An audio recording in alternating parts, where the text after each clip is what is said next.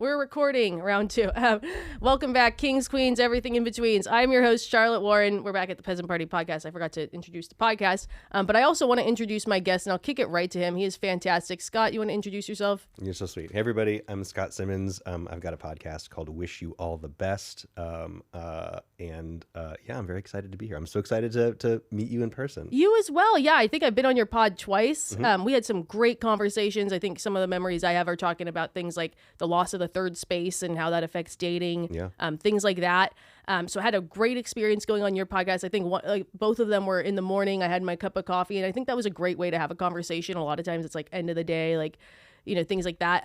But it was a great experience. Love talking about like men's issues, dating from, a man's perspective, as well as kind of your discussion on topics of like, I'm a man that goes to therapy and is emotionally intelligent, and how do things look without, kind of that men versus women kind of gender debates you seem to see like when people are talking about dating on social media. Like, I hate that all of a sudden when people talk about dating podcasts, they think of those like a bunch of people sitting around the table and having a screaming pissing contest at each other. Like, those aren't guys. Those aren't dating podcasts to me. Those are just angry people screaming at each other, but for some reason they call themselves podcasts. Your podcast is not like that. Yeah, no, thank you. I really, it's a passion project podcast. It is not as cool. I'll say it's not as cool as Welcome to the Peasant Party, but I'm trying. And really what I'm trying to do is kind of make space for men to have vulnerable conversations around dating. I think a lot of the content out there aimed at men, like if you're a guy who's getting out there trying to date, a lot of the content out there that you're going to find when you look something up and try to figure out how to do it is garbage, is really, really bad. It's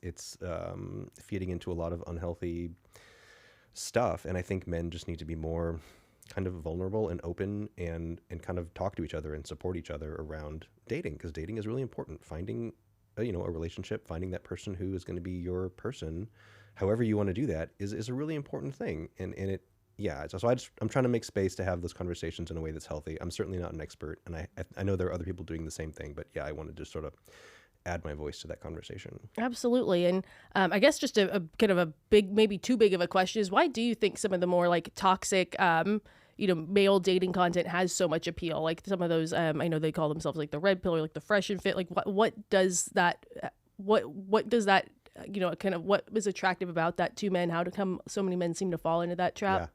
Yeah, that's a huge question and a great question. Okay, I think two things. I think social media, and I think we're living in a world where men are kind of catching up to feminism. So let me cover social media first, my take on that. Social media, as we all know, like the hottest takes percolate up to the top, right?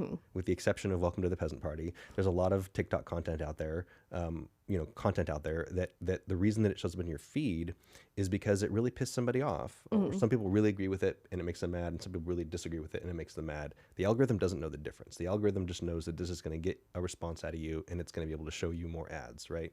I think social media has been really harmful to a lot of conversations these days, and like the internet has just changed the way we do things, and that's just real. But I think that's definitely happened for the dating discourse. I think because of that, you get a lot of like men versus women, because those hot takes really, really drive people to doom scroll, right? But the other piece of that, the bigger piece of that, I think, is that like, I should have grabbed a screenshot, but there was this tweet that I saw recently that was like someone saying that our parents did a very, very good job raising our daughters, or our parents did a good job raising their daughters to know that they can be whatever they want to be, which is awesome, which is fantastic. Whatever you think about the term feminism or whatever, I think it's incontrovertible to say, or I think it's safe to say that like feminism has changed the world, I think, for the better. Women are not consigned to be only like someone's companion, and that's like all they can do, right? And that's awesome and good. But I think men, and I don't think it's really our fault, it's just we haven't had the time to do it. But men, we haven't really had the time as a culture, as a we don't really have the vocabulary, I think, to like adapt to that, to like be healthy and happy in a world where feminism has done all that work. Does that make sense? Yeah, totally. And I can totally see, like, I think kind of, as young as like boys grow up into men, like I think one thing like I've noticed, and I'm blanking on where I saw it, but just you go from being this like young cute boy that everybody is, oh, you're so cute, like look at you going and playing sports, and then one day you're taller than everybody, you're scared, all of a sudden you're scary. Yeah. You go from being cute, sweet boy, and then you're, 5'10", 5'11", 6 foot, and people are scared of you as you walk down the street because, it's, women a lot of times, like, the thing that could hurt you most is a man and stuff like that. And there's not always, that those lessons and being equipped on how to handle that. Yeah. And I can only imagine it's hard. Yeah.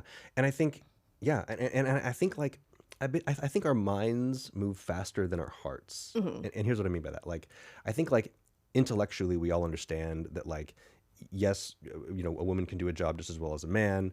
And we're not living in the 50s anymore. Right. But I think our hearts are still like, collectively the traditions, the culture we have around romance, I think our hearts move a little more slowly, I think we're still a little, like, as a man, I'm totally guilty of this. Like, I do want to be a provider, kind of. I do sort of, that helps get that chemistry there, that little spark that you have to have if you're going to have that romantic connection with someone special, right? And a lot of the women that I've talked to, and on my podcast is mostly aimed at making space for men to have conversations, but like most of the people who I can get to talk to me on it are women, because women want to talk about this stuff. But a lot of the women I talk to say like they need to feel pursued in order to feel that romantic spark. And like, that's just chemistry. You can't like think your way out of that. Right. So even though these are women who are fine on their own, honestly, a lot of the women who I've talked to like probably do earn more than the men they'll end up being in relationships with. And, are just fine on their own, but they want romantic connection, but they have to feel pursued in order to feel that. And I think, I kind of hope that future generations don't have that, maybe, but I think it's certainly true right now. Does that make sense? Oh, totally. Because I think there's a lot of women where no matter how successful they are, they still want the, opening the car door, and they want the, they like it where it's like the guy pays the check and stuff like that. And I think that is something that's hard to go away. Like, you still want, you grew up watching your princess movies and stuff like that. Yeah. And maybe you want to be a doctor, but yes, you would like a nice gentleman to open your car door and come up to your door and bring you flowers and stuff like that. Yeah. So it's a really kind of like thought. I think everyone talks about it too. Like, everyone always makes it seem like it's so binary as well. Like, oh well, if you want to be a woman who works hard, you want to be this feminist, like, kiss all of that goodbye. You either get to be this 50-50, you're both outside chopping wood together and you're both contributing the same amount of money to your relationship, or you can have this traditional where it's you stay home, be a Burger King cashier or something. So, because guys don't even care, and then he does all the providing. And it also just, to me, the relationships I see that, end in marriage don't look like that. So it's it's very interesting that social media has painted it that way. Yeah. It's a dichotomy, I think, driven by social media between like trad wife and whatever modern progressive opposite is. And I don't think that dichotomy is real. I think we're all kind of figuring it out as we go, and there isn't a clear answer because this is an interesting time to be alive. Like, we're figuring this stuff out as we go, and it's not totally clear. I will say, for like the paying for dinner thing, like a cheat for guys out there, I will usually say to women, like, is it okay if I cover the check? Like, not in an expectations kind of way, just because men are systemically overpaid. And that like lets me kind of be the provider and like do that thing that I kind of want to do a little bit, but also in a way that's not like slimy or like I expect something, what I mean? Oh, totally. And I do know women as well who like they say on principle, I like to pay my half on the first date, so we just walk away even, just in case.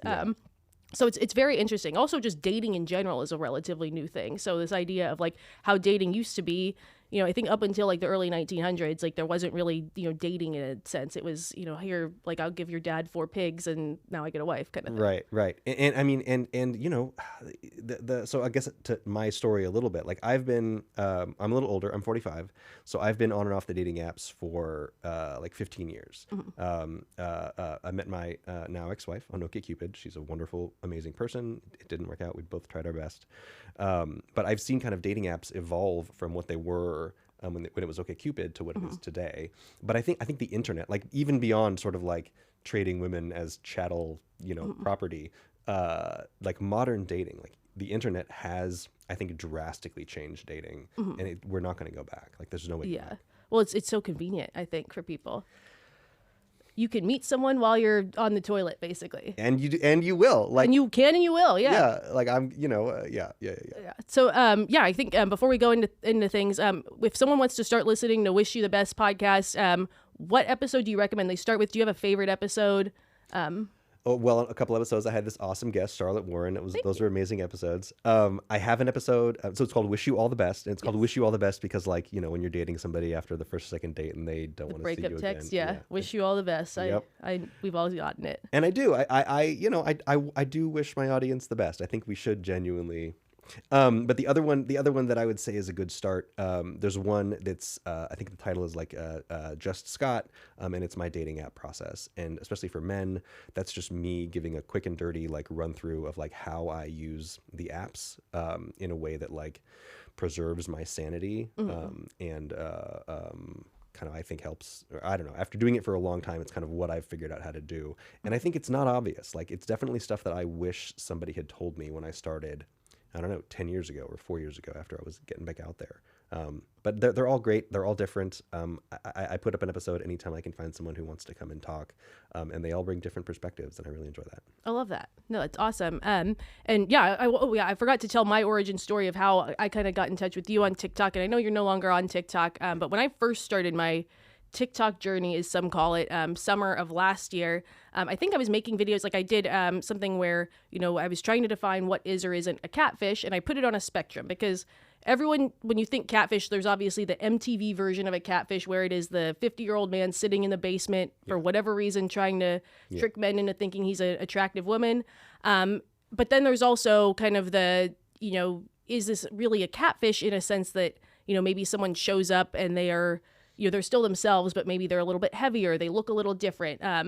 What's kind of the line between putting your best foot forward and being a catfish? It kind of exists on a spectrum. And I think there was something where, some guy responded about, there's so many bots out there, and how do you know when someone's not a bot? And I think I said something back like, how could you not be able to tell? The pictures are bad. It's so obvious. They talk like the Nigerian prince emails, like it's kind of on you. And I think I said something like that, and it was meant to be funny and kind of snarky, but I genuinely believed that to be true. I was like, how do people fall for that? And you reached out to me and said, hey, I know your intention is to be funny and have fun with this, but this kind of issue of scamming that happens on the men's side of dating apps is actually, a thing you see a lot. And there's a lot of men out there where, maybe they're new to dating.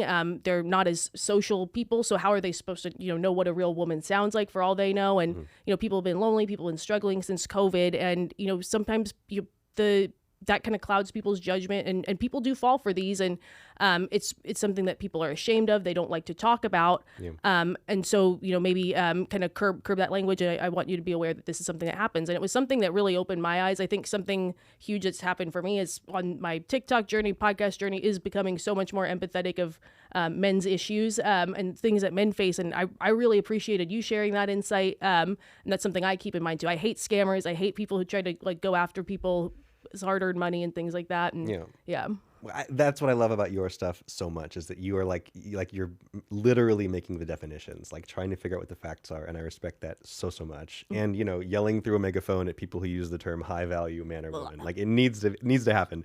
The scamming thing, it's an example of how dating is, I think, in a lot of ways very different for men and for women. And this is all very heteronormative. We're talking about cishet dudes, but like it is very different. And I think it's really useful to put in the time and effort for both men and women to understand what it's like for the other side, because that's really going to help you frame how you approach someone. It's really going to help you set your expectations properly. It's really just going to give you an understanding of the I don't want to say battlefield, but an understanding of the scenario, so that your expectations are in the right place and your behavior is coming from the right place. For the scam stuff, I think so my day job is in internet security. So the scam stuff is like near and dear to my heart, because like dating apps are a perfect attack vector for people to do scammy stuff, because you have a bunch of people who are like, as a dude, we live in a society where men are the romantic initiators, and that's just what it is right now. Do I hope it's different in 10, 50 years, whatever? Yeah, but right now that is what it is. And what that means is that you need to be a little vulnerable. You need to put it out there. You need to like have a conversation with someone who you don't know if they're even a real human yet. I used to take screenshots of it when I was on the apps, of times when I was like 100% certain that I was talking to a large language model on like a dating app, because it happens all the time. And those things are only getting better. So it's only going to get more difficult to figure out when you're talking to a machine or not, which I don't know what to tell you about that. Like, I don't know how to fix that. But you know, I also want to be fair. Like, there are absolutely scams that target women.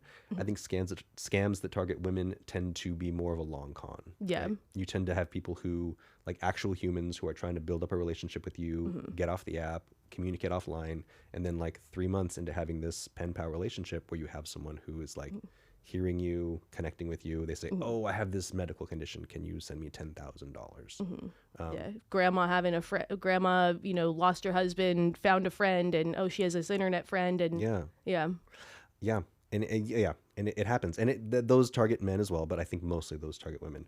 The ones that I think really target men a lot are just the sort of really quick, like, "Hey, I want to hang out with you tonight. Can you send me $50 for a cab over PayPal?"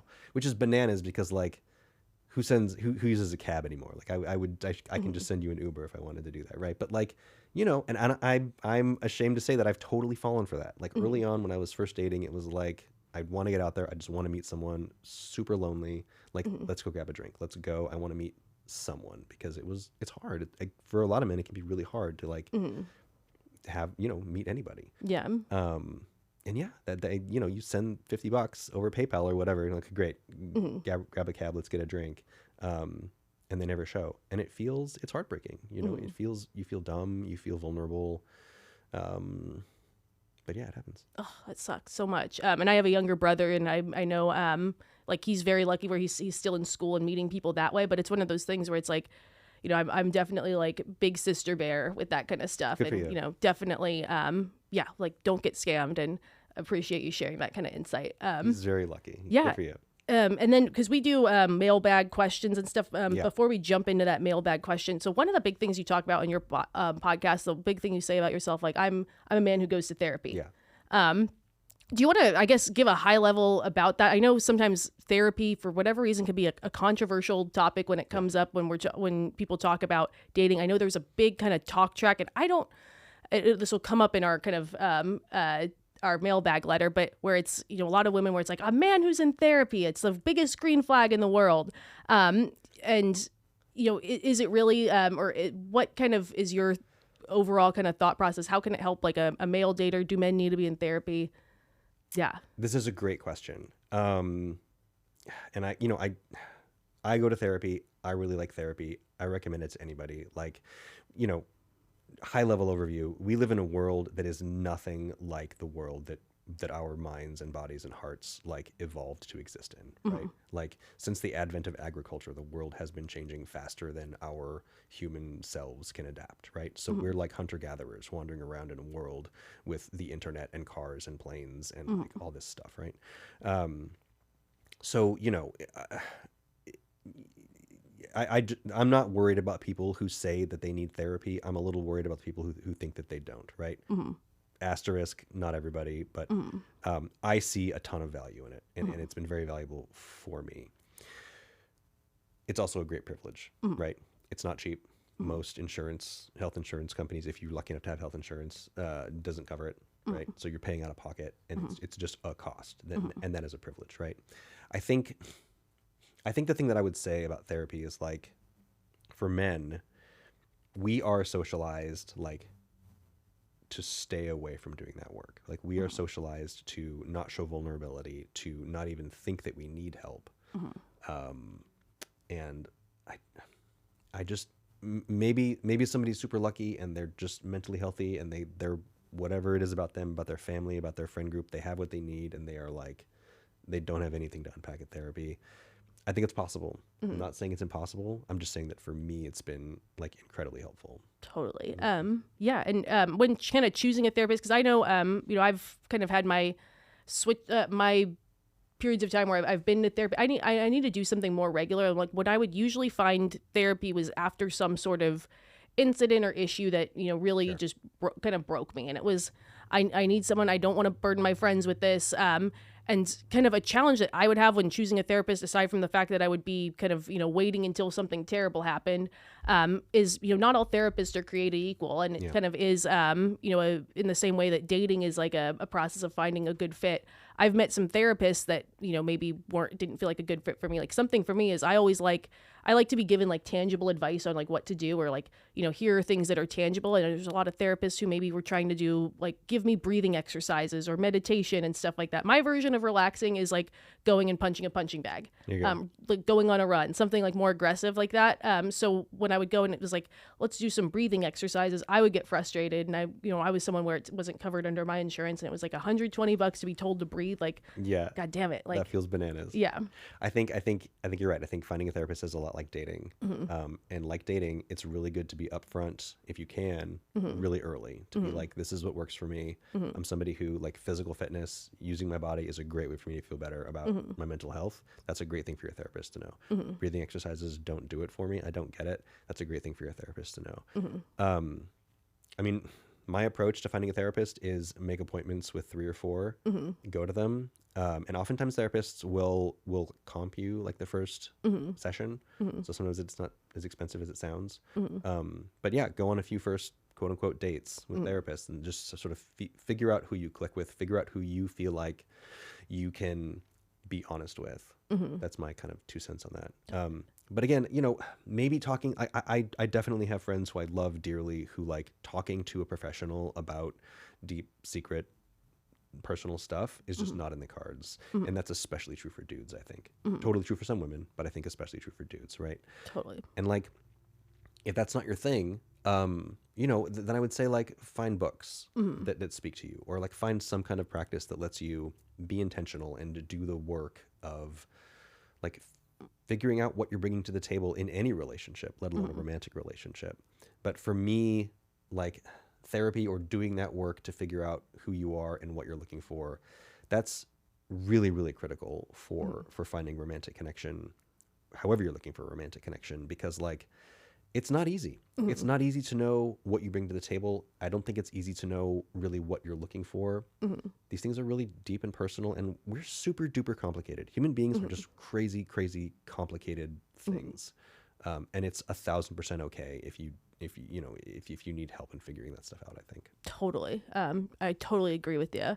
I'm pulling up my listener question, and I think my listener question is more around from a gentleman, more around kind of the talk track, like I said, about women, where it's like, I want the man who's in therapy, where it seems to be almost like this podcasty tagline. But I think you'd have some good insight on this. So the mailbag question is, do I have to be in therapy? I'm never, I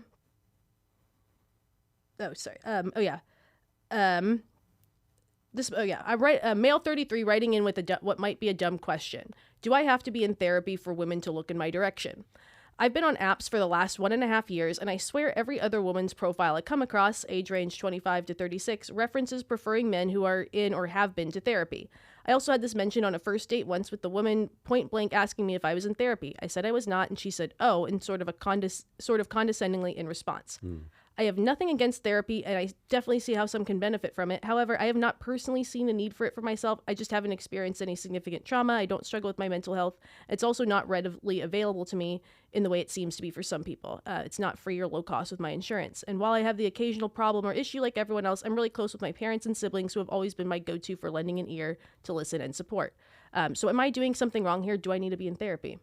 I don't think he's doing anything wrong. I hear what he's saying. I think, okay, so a thing for guys to understand about women on the dating apps is that one of the men on the dating apps, big asterisk, not everybody, but I think for the most part, men on the dating apps, their problem is they don't get enough matches. Like our problem is finding somebody who's willing to swipe right and have that conversation and actually get to that first conversation, which is the reasons why for that. We can talk about that. That's a whole different topic.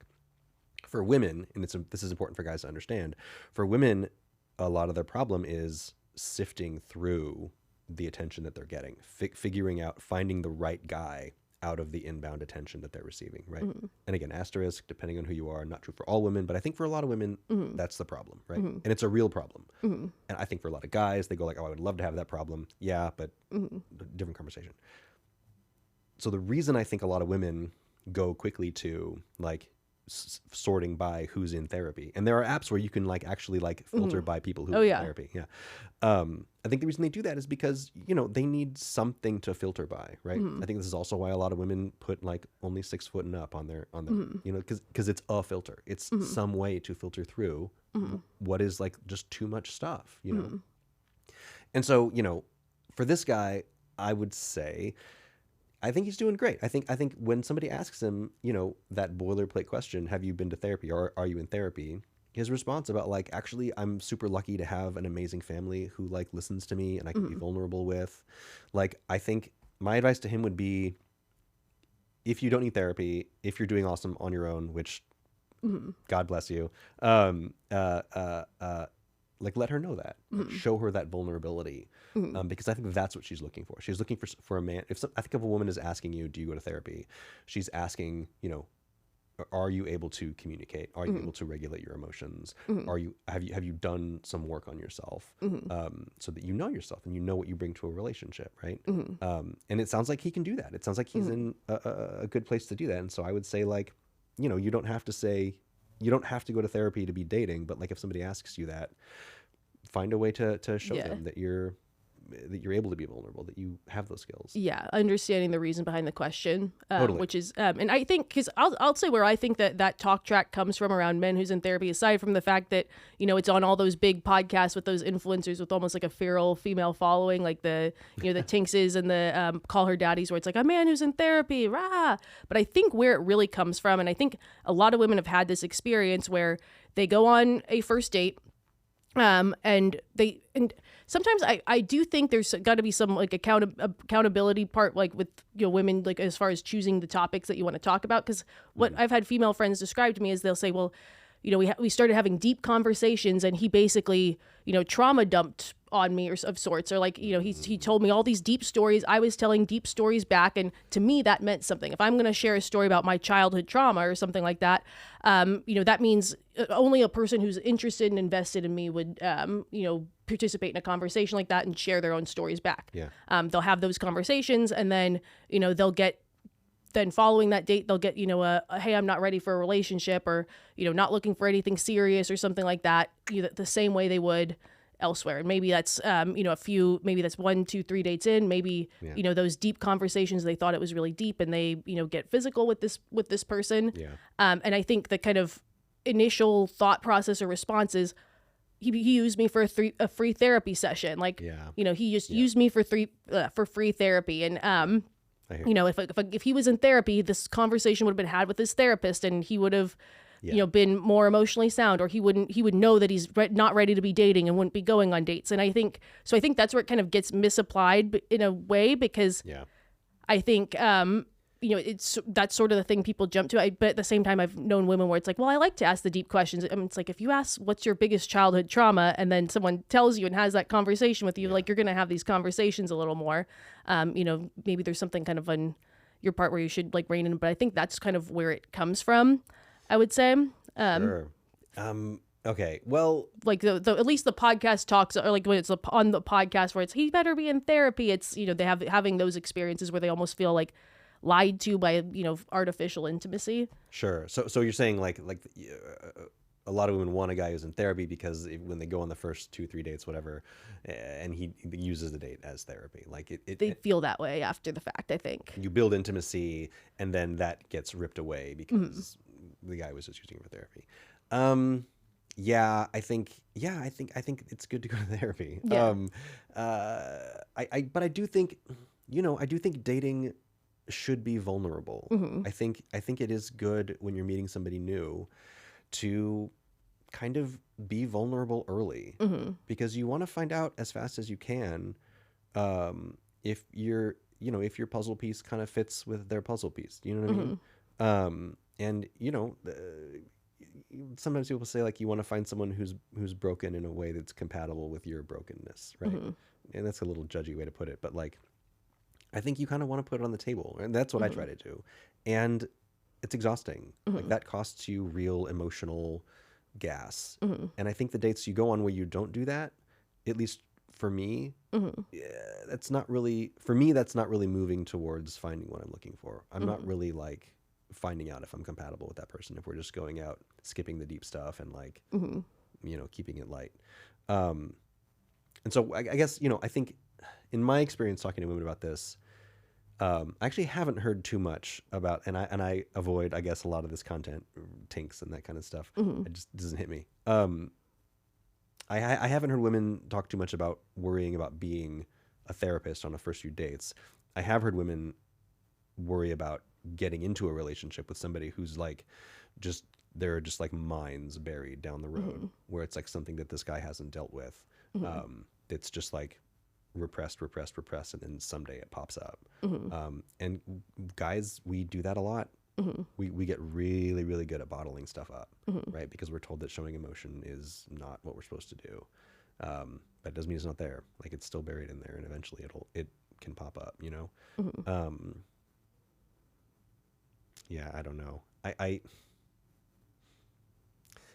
That's tough. Because I want to tell these women that there's a solution, right? I want to say, like, just do this thing and you can avoid this emotional pain, because it's emotional pain. But I don't know that you can. I think you want to be vulnerable. I think you want to put it out there, and when you get that "wish you all the best" text back, that sucks. Yeah.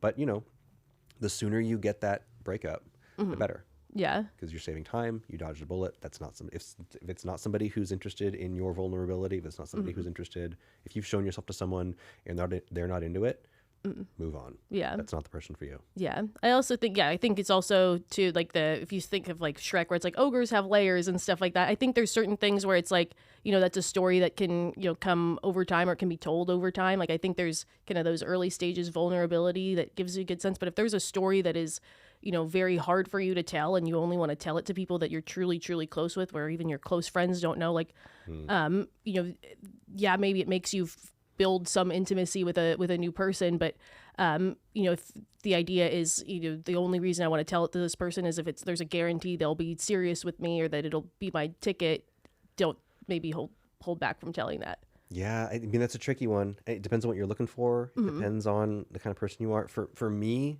and this is what's so bananas about dating, right? Because, like, you're auditioning people to be your life partner. You're auditioning people to be the person you're like most trusted confidant. You know what I mean? Which is crazy. And we use the internet to do it, so you can like choose between thousands of people to try and do this. Yeah. So it's wild. Like, this is not whatever's supposed to means. This is not how it's supposed to work, right? But it's what we got. And yeah, I think I think vulnerability is good. I think it's hard. I think it does cost you. I think you can't go on like too many first dates. I think it's really easy to burn out on that. I think anybody listening to this has experienced that. But I think it's what you got to do. I think you got to bring that vulnerability. Yeah, no, absolutely. Yeah, and I think that is also important is I don't think therapy is just a box you can check. Like, I think looking at it, like, if you are a woman just thinking like, is he in therapy? Anyone can go to a gym and say, I went to the gym today, and sit there and, write in their journal instead of work out. So I think it's kind of what do you like, not, and less so the box checking of like how long have you been going, or when do you go? But, really also looking at the emotional intelligence on top of, do you go to therapy? Yes or no, kind of thing. Yeah. And I don't really know how to, I mean, being vulnerable with someone is a good way to find out about that. Exactly. Right? If you share something and you're like, gosh, I don't know what kind of things do I share about, all kinds of stuff. But, if I share something and then they reciprocate, then, then I know that they're able to kind of meet me where I am. They're able to like converse on that level. And if they're not, that's okay. Maybe we're just on the same wavelength. Maybe they're just not picking up what I'm putting out.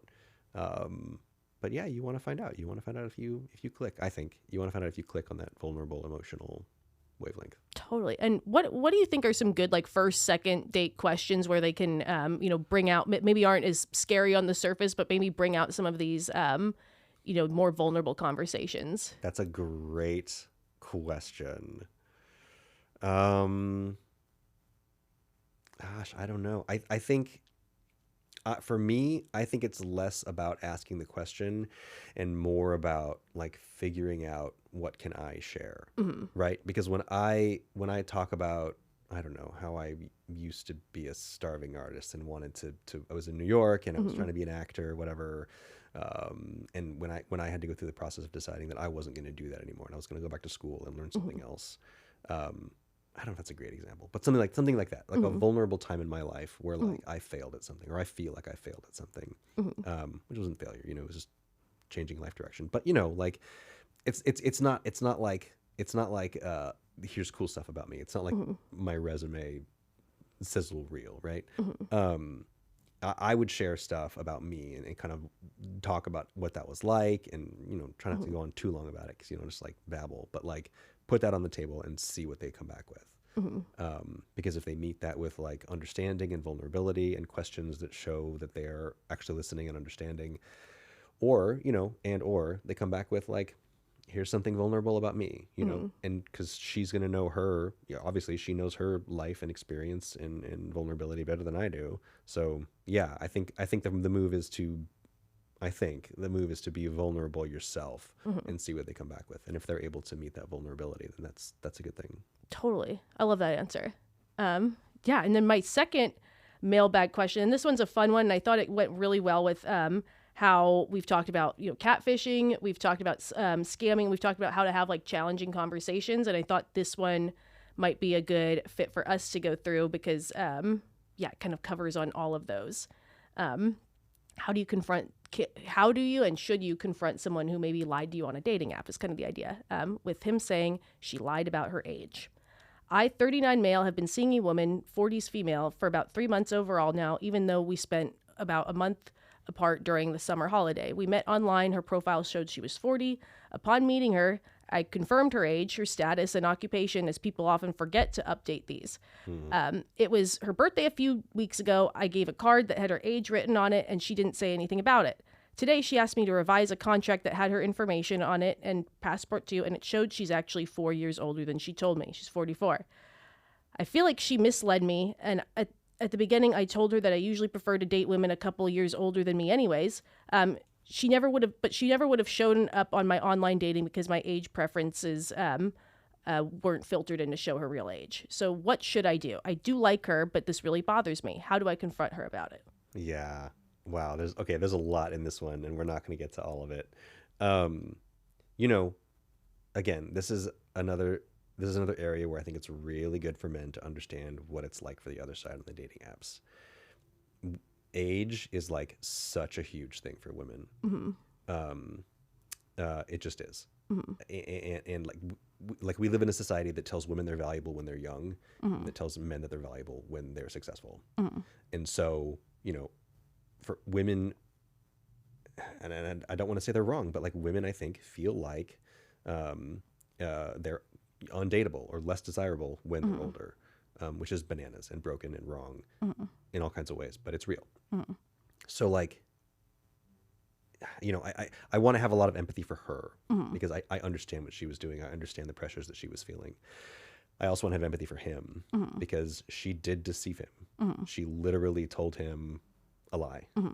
And I'm not going to get into like too much detail here, but this happened to me. And it was with somebody who I really like.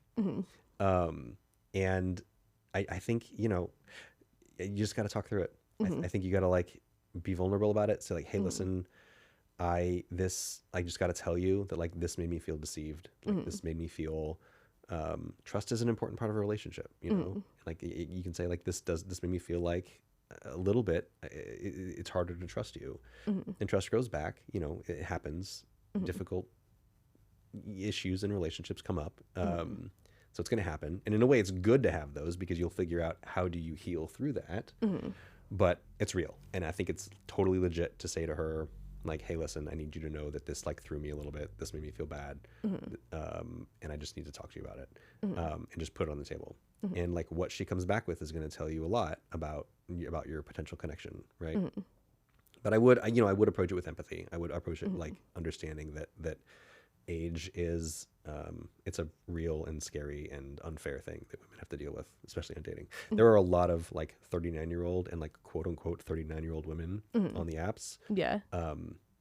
because like that generation, so I'm 45, and that's a lot of the women that I end up matching with and dating.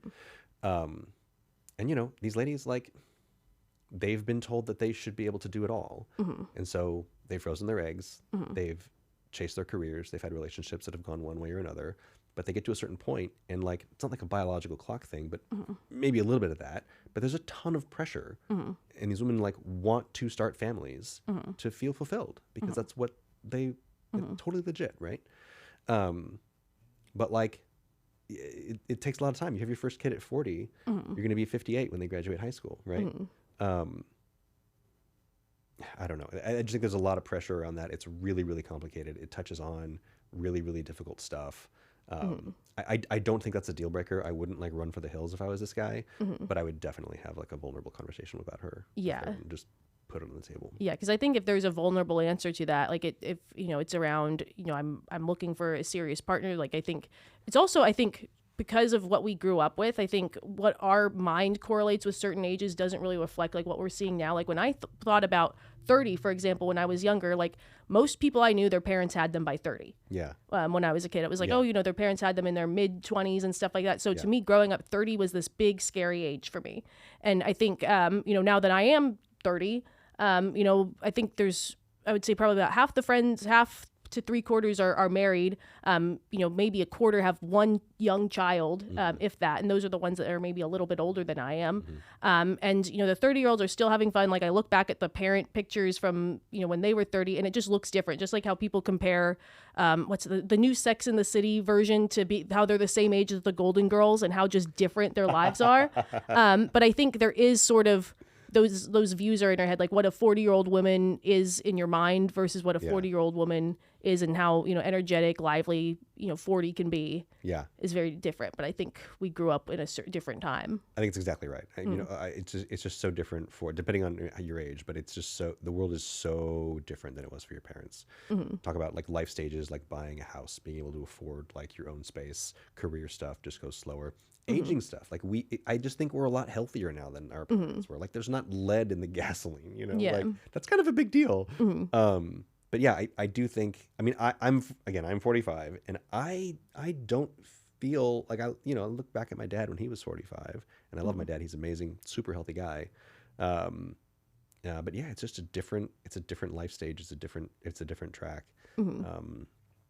So yeah, I don't know. The age thing is really, really tricky and really weird. I don't have a clear answer for it. But I think it's good to kind of just stay open-minded about it. Stay honest with yourself. Yeah. And I think that's also the challenge with like the dating apps as well, is just those filters. Like, I think there's some people that do it, because I've, on the kind of female side, when I was single, I would see, guys on there, because it's like, there can be, great looking 45-year-olds, but there's a difference between a 35-year-old and a 45-year-old, or a 25-year-old and a 35-year-old. And some of those, I definitely had been on some dates where it was like, I think this guy's a little older than what he said. And I think sometimes it's less so, it's more so I think that they want to maybe be in a younger woman's pool of people. The idea is like, I've dated younger women before. If they met me in person, or when they meet me in person, I won't feel old to them. Like, they're probably picturing like an older curmudgeon when they think of a 40-year-old. Yeah. But I think when it happened, like, and I noticed the ID when he was kind of showing, paying for the drinks, it was kind of like, damn it, you tried to lie to me. And it bugged me a lot. Like, I didn't like it. It wasn't by that many years, but it was, I think, one of those like rounded numbers. I think it was like said he was late 30s and it was like 40 or something. And I think it probably had to do with like a lot of people stopped their range at a rounded number. Yeah. And this is like the guys who round up their height to 6 foot, like, and I'm not going to lie. So I am 5'11" and 3/4. I absolutely put 6 foot on my dating apps. Yeah. Because that's the cutoff. Right? My personal take is that most people don't know how tall they are. I really, I think guys never go to the doctor. Like that's like one of my goofy takes is like guys never go to the doctor. I think a lot of times guys will be like, how tall? Wait, you're how tall? And I thought I was 5'11" and you're 6 foot. We're the same height. Okay, I'm 6 foot now. Yeah. So I think it's like a lot of that. I think I'm in Texas, so a lot of guys will wear cowboy boots, and that adds to height. So I think that's my personal take on the height thing. As long as you're not going 6 inches or something, like I think there's some grace to be given there. Yeah, and it's tricky. I mean, my personal approach, and I'm not telling anybody they're wrong. Again, this has happened to me where a woman has put a different age on the dating app. But like, I think the move is to be honest. You know, again, I added, you know, a quarter of an inch to my height on whatever, Bumble or whatever. But like, I think you want to be as honest as you can. And it's really, really hard to like actually represent yourself on a dating app, because the dating apps that have succeeded are like 4 pictures and some blurbs. Like, you're not getting a lot of information, right? But I think with whatever that is, you want to be as honest as you can. At least, like, let me put it this way, at least for guys, you want to be as honest as you can. Because if, you know, assume the best. Make your dating app profile assuming, and go into dating assuming that it's going to go well, right? Plan for success. And when it doesn't succeed, that's okay. You know, have the resolve, have the friends to support you, get ready to get back on that horse whenever you can, but plan to succeed, right? Because you're there to succeed.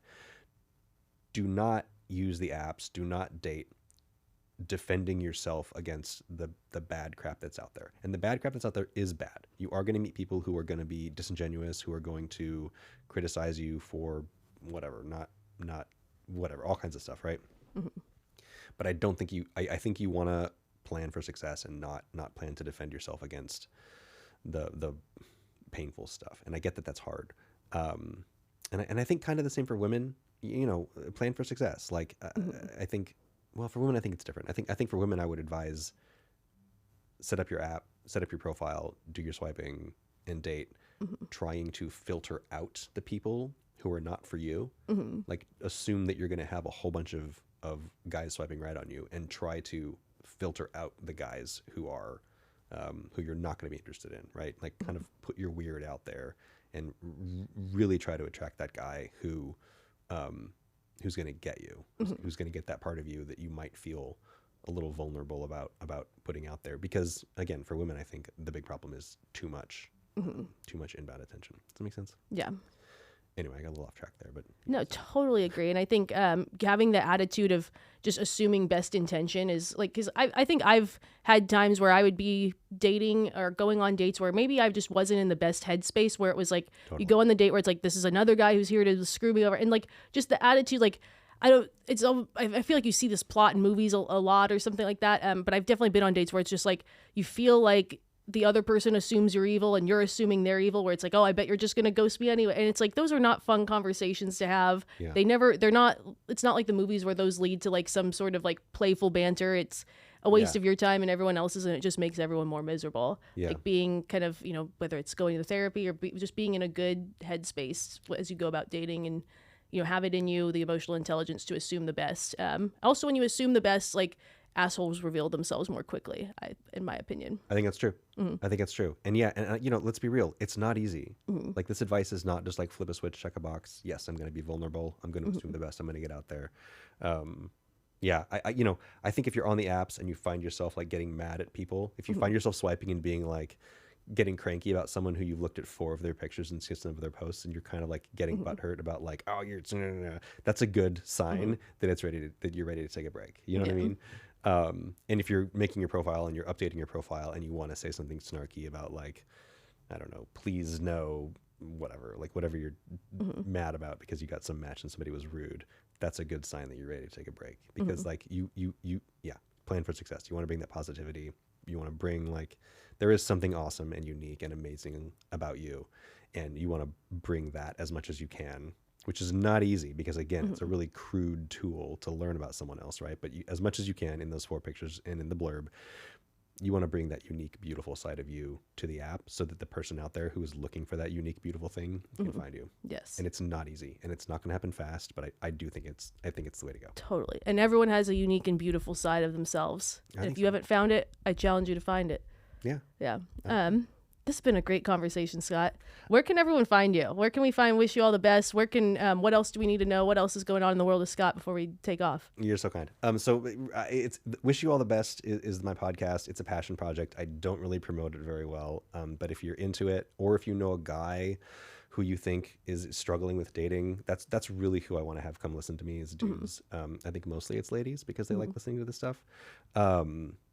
but it's mostly for dudes. So yeah, it's just wish you all the best wherever you find podcasts. I have an Instagram, wish you all the best pod. I'm really bad at it. I'm not as good as you. I need to get Charlotte to help me out with my but yeah, the podcast is the place to find me. Awesome. And what days does it come out? Any new episodes coming out? It's whenever I can find somebody who wants to have a convo. I've got some cool ones coming up soon. Some folks that I've just sort of met randomly on the internet. But so in the next couple of weeks there should be some new ones up. Yeah.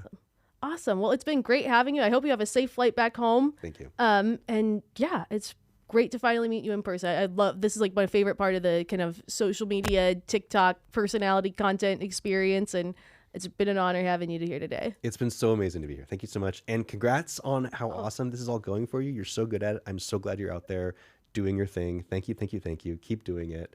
And I really do always love our conversation. So I hope we can do it again soon. Absolutely. Happy to come on anytime. Awesome. Yay. Thanks so much. Thank you.